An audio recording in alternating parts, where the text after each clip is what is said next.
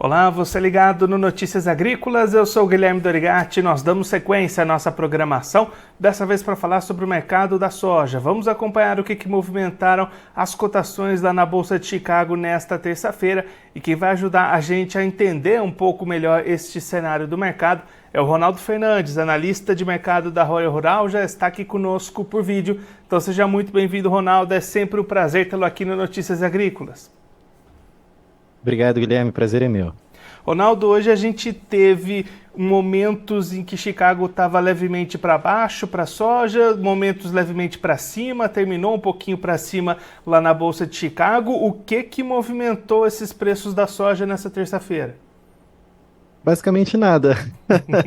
Hoje foi um dia estável. A gente costuma brincar aqui no escritório que até 0,5%, seja baixo ou seja alta, não é movimento firme do mercado. As pessoas ali, o mercado tem que rodar, ele tem que fazer algum movimento no dia, mas quando não é 0,5, seja acima ou abaixo de 0,5, é um dia neutro. Então hoje foi um dia basicamente de espera. A gente está às vésperas do relatório da Conab, às vésperas do relatório do USDA na sexta-feira agora.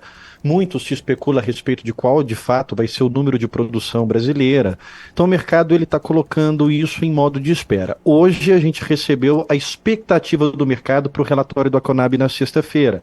Esse número sim, Guilherme, que eu acho que pode fazer um pequeno estrago. Desculpa. Eu falo pequeno estrago porque a expectativa do mercado ela é até de certa forma coerente, mas o perfil do SDA é o que não está sendo colocado aqui em questão. O mercado espera que a produção de soja brasileira seja corrigida para cerca de 156 milhões de toneladas. Estava 161, a expectativa é que caia para 156. Particularmente, aqui na Royal, a gente acha que até pode vir abaixo disso, de fato, a produção brasileira, conforme todo mundo tem acompanhado aí a realidade dos campos. Mas o perfil do USDA é não de fazer cortes severos. Quando ele faz um corte muito grande, é até um susto. A gente sempre trabalha acreditando que o USDA é muito conservador. Seja correto ou seja errado essa forma de interpretar, é assim que ele trabalha. A gente viu isso muito durante as divulgações do relatório da safra dos Estados Unidos. Para o Brasil, o próprio adido do SDA, que é o agente do SDA que trabalha aqui, que manda os dados para lá, fala em uma produção de 158 milhões de toneladas. Então, do nosso ponto de vista aqui, essa é a expectativa do mercado de que o relatório venha para 156, ela pode ser uma armadilha de fazer com que o relatório seja obrigatoriamente baixista. Como assim? Peraí, o número do SDA para o Brasil são de 161 milhões de toneladas. Se ele cortar menos do que ir para esses 156, o mercado vai entender, poxa, esperava que cortasse mais, como cortou pouco, vai ter mais soja do que a gente imaginava, os preços caem. Só que isso tem que ser corrigido. Para ir bem direto ao assunto aqui e ser bem claro, o que é a nossa expectativa olhando para o mercado de soja agora?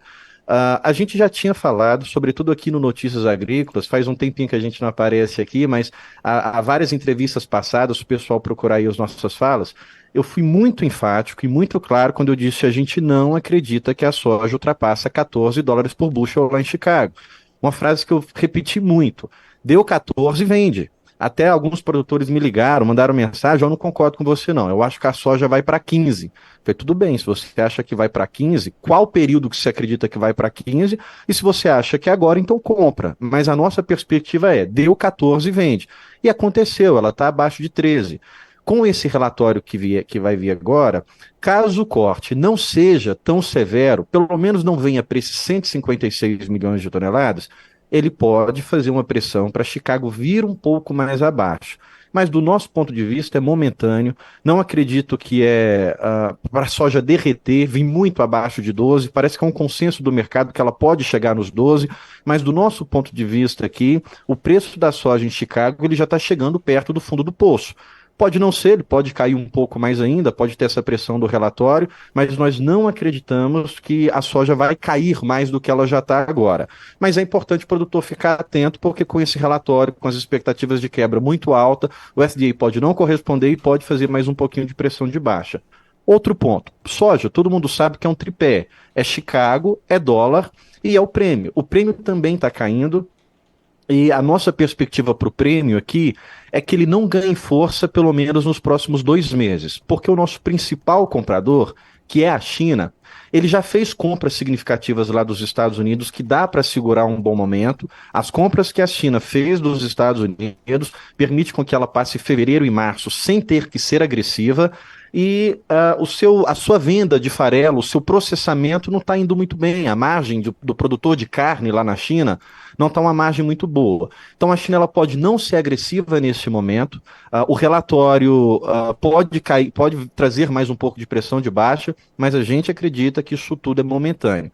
Se a gente espera preços melhores para o segundo semestre, eu acredito que esse primeiro semestre ainda pode ser um momento de pressões de baixa para a soja, mas segundo semestre não, a gente já imagina um mercado muito mais demandado do que ofertado, viu, Guilherme? Então, Ronaldo, produtor brasileiro que nesse momento está ali começando os seus trabalhos de colheita, pode esperar um melhor cenário ao longo deste ano? De repente, então, uma opção melhor seria segurar um pouquinho essas vendas? Não necessariamente esse melhor cenário agora. Uma coisa é o que é a realidade. A outra, eu repito muito isso. Uma coisa é o que de fato você vê conforme as coisas funcionam no dia a dia, no campo, no mundo prático, no mundo físico. A outra coisa são as notícias. Olha para você ver uma notícia, uma manchete de um importante jornal internacional. O que a mídia internacional está dando de informação para o gringo lá fora que vai operar a bolsa, para o comprador internacional que vai procurar o Brasil? Eu fiquei até um pouco assim. Essa manchete me pareceu bem tendenciosa. Olha, o Brasil não tem infraestrutura nem capacidade de armazenagem. A soja que vai ser colhida agora, ela vai vir imediatamente para o mercado. Ela vai ficar imediatamente disponível para comercialização a preços mais baratos do que a soja americana. Isso é uma manchete que estava colocada num importante jornal internacional, não vou citar aqui para não ser antiético, mas nesse momento é isso que o mercado vai receber como recado, como notícia. Olha, o Brasil vai colher agora, o Brasil está disponibilizando produto novo, o Brasil está colocando isso no mercado, não tem como armazenar isso tudo 100%, então isso pode trazer mais um pouco de pressão de baixa. Do nosso ponto de vista, enfatizar bastante isso, eu acredito que isso tudo é momentâneo. Passou esses 2, 3 meses, eu já apostaria em movimentos de alta para a soja, mas não apostaria em movimentos de alta agora. Obviamente, a colheita é o nosso maior pico de pressão de baixa quando está entrando produto novo, seja soja, seja milho, seja qualquer cultura. E a soja ela não é diferente, ela vai enfrentar isso agora. Então, nesses 2 primeiros meses, a gente acredita que Chicago ele pode vir testar os 12. Eu, particularmente, acredito que abaixo de 12 não é sustentável. Abaixo de 12, para mim, é um bom ponto de compra, mas eu não apostaria agora a soja com força de alta, querendo chegar nos 13 de novo, sobretudo nesse período mais curto, viu, Guilherme? Ronaldo, a Marta Guimarães, que está acompanhando a gente aqui ao vivo, mandou uma pergunta. Ronaldo, o USDA vai afetar o mercado, mas qual a perspectiva e o impacto do atraso da colheita por conta das chuvas? É uma realidade, né? A gente já sabe que já vai começar atrasado essa colheita. Ela já começou em alguns pontos. A gente tem 2 cenários, Guilherme. Em 2021, e não adianta, o nosso principal comprador é a China, então a gente tem que olhar para a posição da China. Em 2021, a gente atrasou muito a nossa colheita na passagem de 20 para 21, excesso de chuva, clima, né? É a mesma situação que a gente pode enfrentar agora. E a China teve que parar a fábrica, o preço estourou, o preço foi muito bom, os prêmios lá em cima, a gente vendeu bem. Em 2022, o nosso principal comprador aprendeu a lição. Ele falou: se o Brasil atrasar, eu vou ter que buscar em outro lugar. E ele foi lá buscar em cenário americano. Então, em 2022, o reflexo do atraso de soja, do atraso da colheita, não foi positivo para os preços. Agora, ele nem esperou, ele já foi lá nos Estados Unidos e já fez uma certa reserva, e como eu falei, não só por reserva, mas também por dificuldade de venda do processamento, dos produtos processados da soja, o farelo não está indo muito bem lá. Então, atraso na entrega agora, não necessariamente a gente entende que vai ser impactado como positivo para os preços. Pelo contrário, pode amargar um pouco mais os prêmios, porque aí obriga o nosso comprador a buscar outros fornecedores. Não coloco isso como ponto de pressão preocupante também para o produtor que vai. Bom, aquele produtor que é obrigado a vender na colheita, talvez isso seja preocupante, talvez não seja interessante ele esperar mais. Aquele produtor que ainda não fez o seu contrato.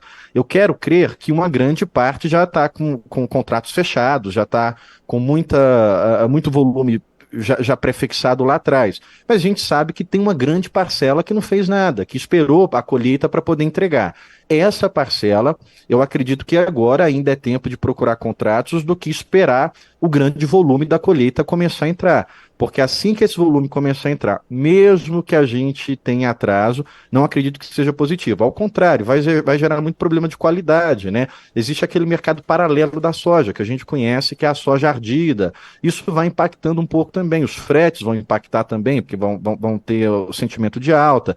Então, ainda espero mais pressão de baixa nos próximos dias, nas próximas semanas. Se não tivesse vendido, eu venderia um pouco agora, eu não esperaria eu estar pronto para entregar, não. No entanto, aquele produtor que tem a capacidade de armazenar, que pode esperar, eu esperaria, porque eu acredito que isso tudo é muito rápido. Logo, o nosso comprador, principal comprador, vai vir com apetite, vai superar o seu problema de farelo, e não já parou as compras dos Estados Unidos, não está comprando mais lá porque está esperando a soja brasileira. Agora, um ponto, Guilherme, que é importante a gente puxar a orelha, sobretudo do produtor que está assistindo a gente aqui. Diversas vezes, a gente mesmo aqui no Notícias Agrícolas pontuou com muita clareza. Gente, é momento de fazer proteção. Nossos clientes a gente orientou de uma forma muito clara, muitos fizeram, ainda bem que fizeram, acima de 14 tem uma resistência muito grande, não vai. Então, quem fez essa proteção lá atrás, sempre que a soja beirou os 14 em Chicago, os $30 na B3, hoje não está nem um pouco preocupado, hoje está coberto, está colocando dinheiro no bolso. Para quem não fez essa proteção, fica um alerta.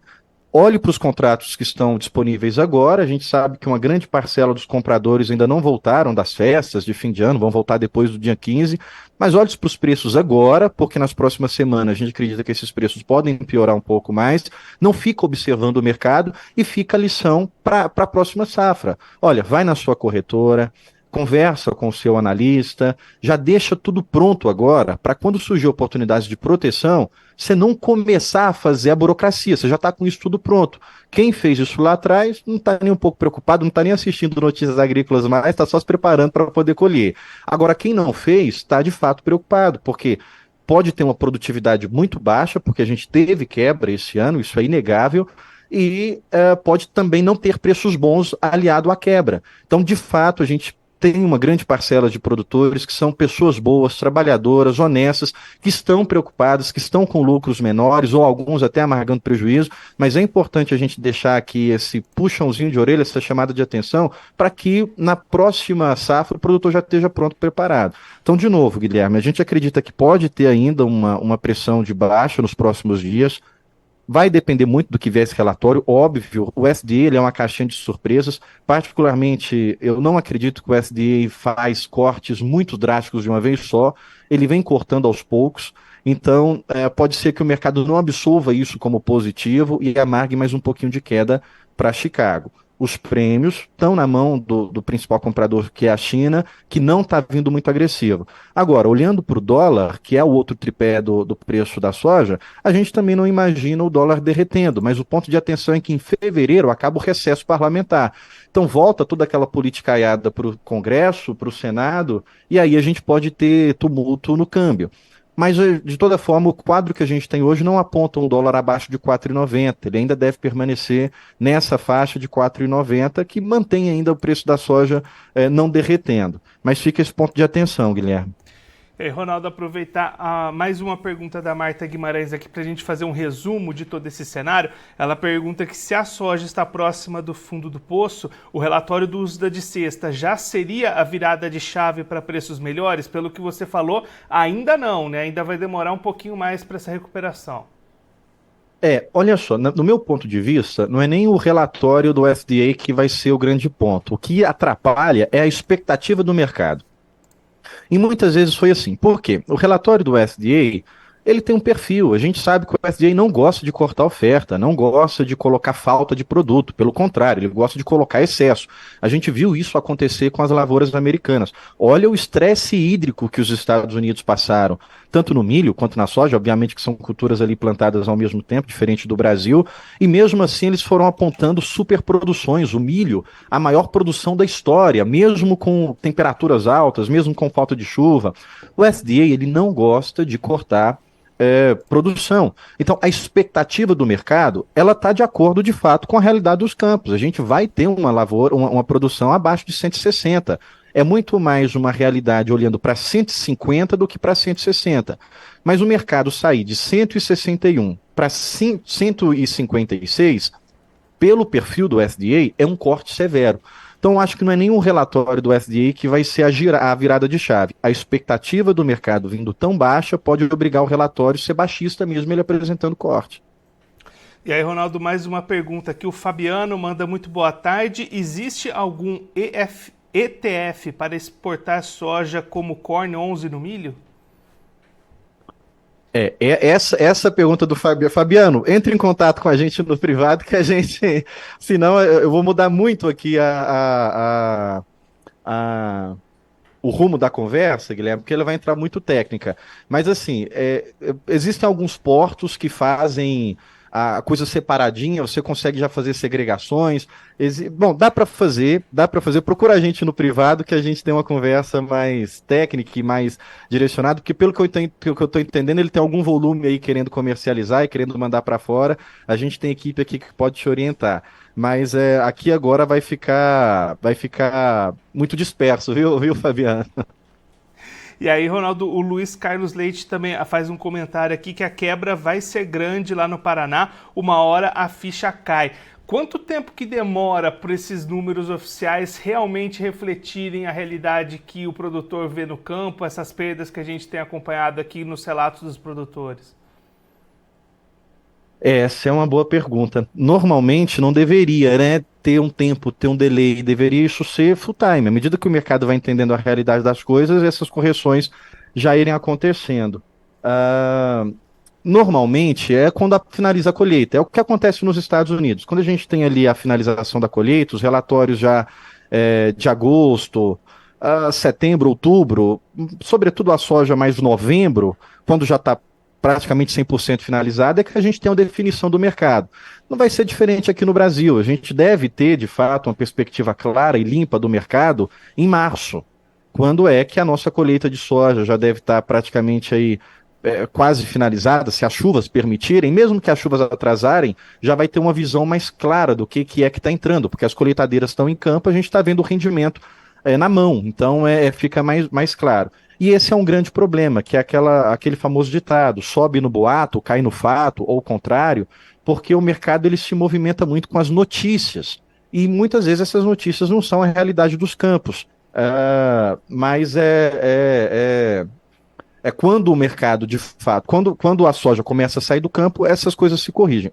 A minha preocupação, Guilherme, é que até fazer essa correção já prejudicou muita gente, porque você olha, aquele produtor que não vendeu, não fez contrato passado e vai vender na boca da colheitadeira, está colhendo e está entregando, esse produtor vai ser o mais prejudicado. Porque até se entender que houve de fato uma quebra, ele já está colhendo, ele já vendeu naquele preço baixo, e quando corrigir, ele já não tem mais produto para poder comercializar. Então, quem deve se beneficiar mesmo dessas correções é aquele produtor que tem capacidade de armazenagem. Não falo capacidade de armazenagem, não necessariamente no armazém geral, mas capacidade de armazenagem na própria fazenda.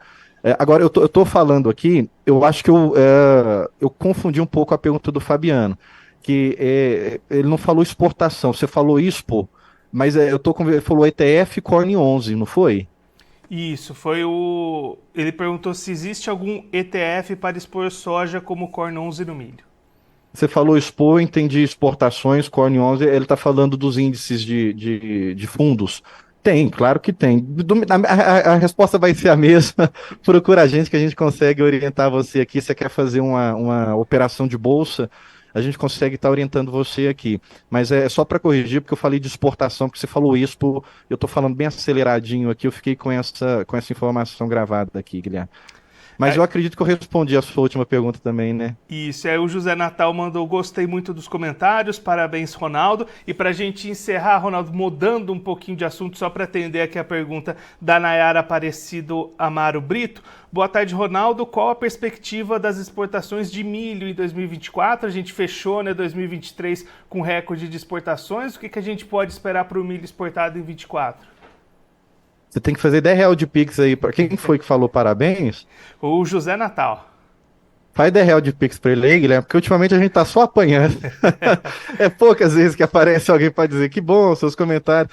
E até aproveitar essa fala dele aqui para puxar um pouco a sardinha, a gente apanhou muito quando a gente veio falando que a soja ia cair, que ia mirar os 12, não ia ficar nos 14, chegou nos 13, a gente dizendo que não resistia muito. Porque o produtor às vezes entende que existe um versus o outro, que o analista, que o comprador tá trabalhando contra ele. Primeiro, que a gente não tem força nenhuma para levar o mercado para onde a gente quer.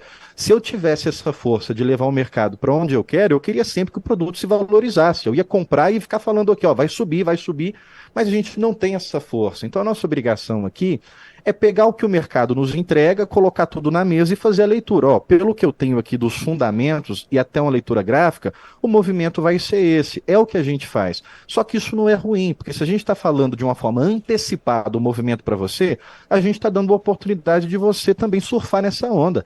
Olha, se vai cair, eu vou fazer minha proteção aqui contra essa queda e deixa que caia porque eu estou protegido. Agora, dentro da pergunta da Nayara, esse é um ponto que dói os meus olhos, porque a gente teve uma exportação excelente em 2023. O Brasil aí galgou, né, o ranking do top 1 das exportações de milho. A gente agora assume a liderança, tanto na soja quanto no milho mundial das exportações. Só que para 2024 isso está muito ameaçado. E está ameaçado também o que vai ser de disposição de oferta de milho no mercado interno. Porque em 2023, quem levou grande parte do nosso produto foi a China. Olha para vocês verem, no ano passado, 2022, a China era quase nada na nossa exportação. Ela levou menos de 2 milhões de toneladas, 2021 levou zero. Antes de 2022, a China não comprava nada de milho no Brasil. Em 2023, ela veio de uma vez só e levou 16 milhões de toneladas, quase 30% do que nós exportamos de milho em 2023 foi para a China. E qual que é a ameaça? O Brasil ele não é fornecedor de milho para a China. Quem fornece milho para a China, sobretudo a Ucrânia, os Estados Unidos e a Argentina também, claro, entra nessa competição. Então a gente tem grandes fornecedores, grandes concorrentes de milho para exportação em 2024 para o mercado chinês, que nada levou mais de 16 milhões de toneladas do Brasil. Então, os Estados Unidos está abarrotado de milho, vai ter um dos maiores estoques de passagem da história, está com muito milho.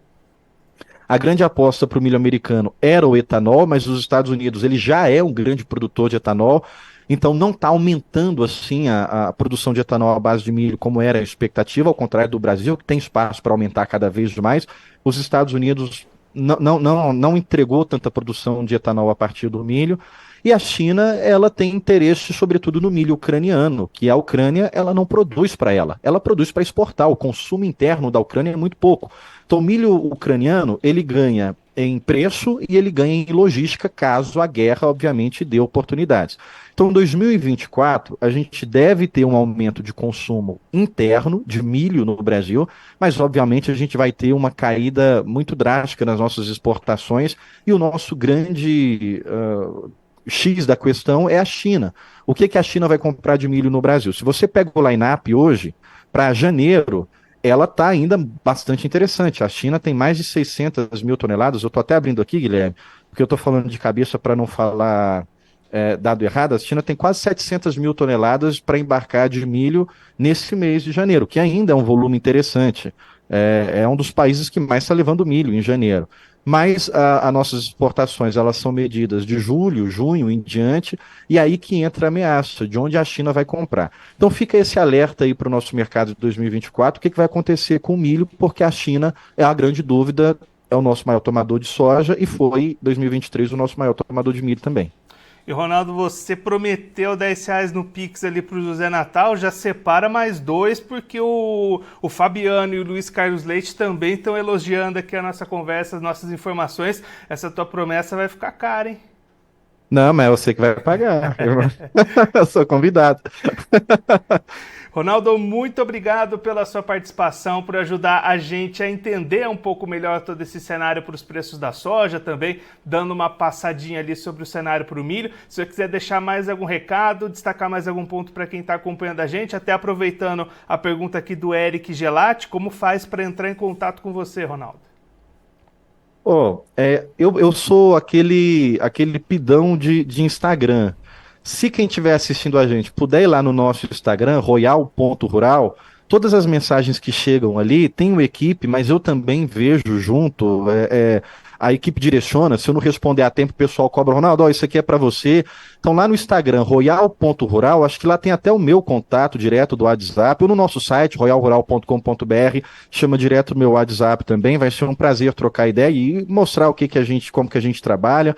E um recado final, Guilherme, é sobretudo para esse ponto de virada agora dos preços. A gente está numa safra muito sensível.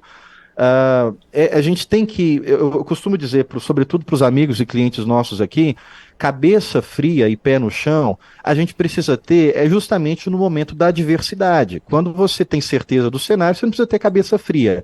E agora é a hora do produtor ter cabeça fria, porque ele está amargando preços mais baixos, possivelmente com uma produção muito mais baixa. Eu falo possivelmente porque a gente tem realidades de produções que vão ser boas, que vão ser dentro e acima da média, mas que não é a grande maioria. A grande maioria vai ter uma perca significativa.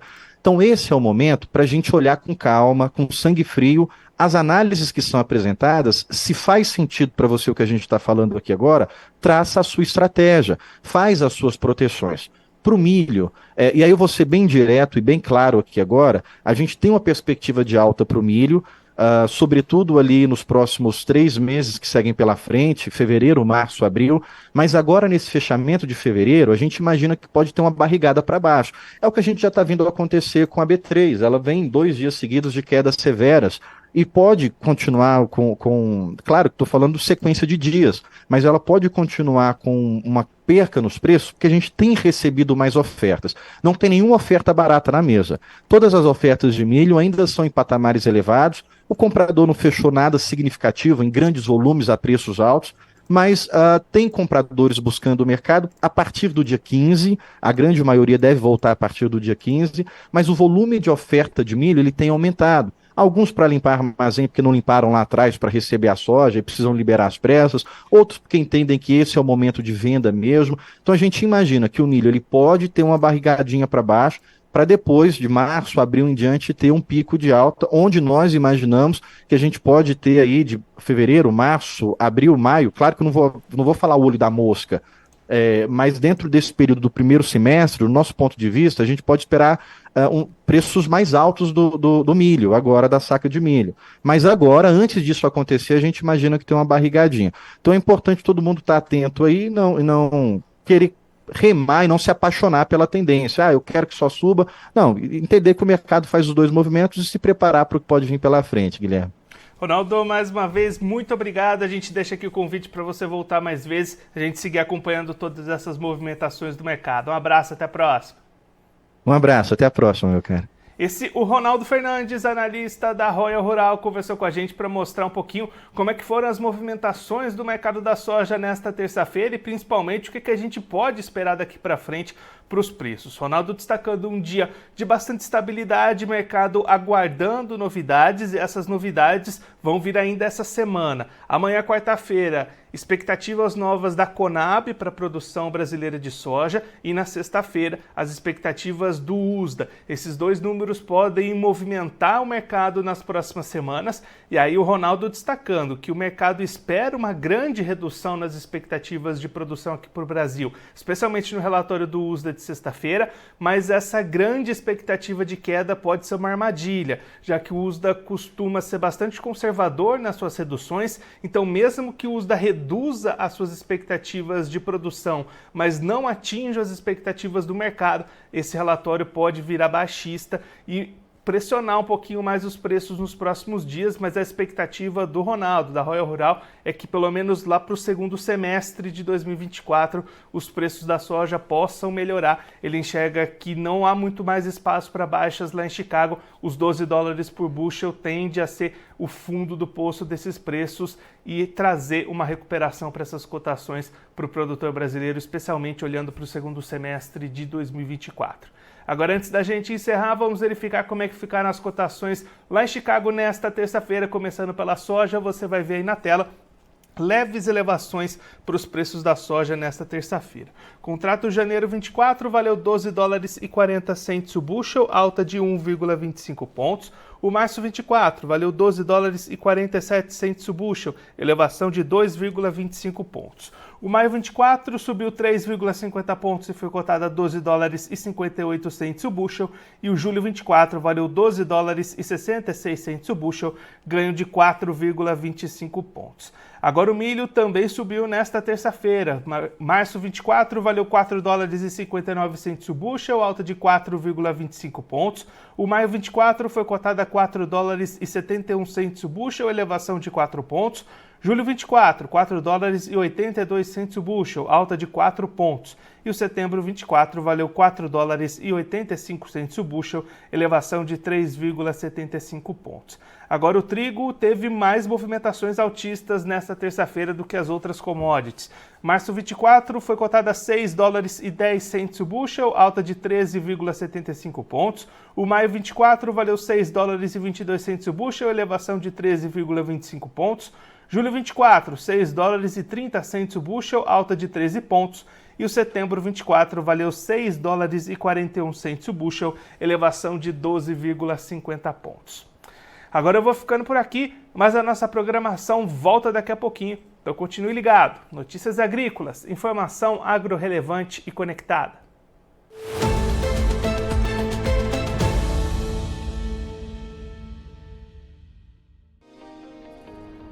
Se inscreva em nossas mídias sociais, no Facebook Notícias Agrícolas, no Instagram @Notícias Agrícolas e no nosso Twitter @Notiagre.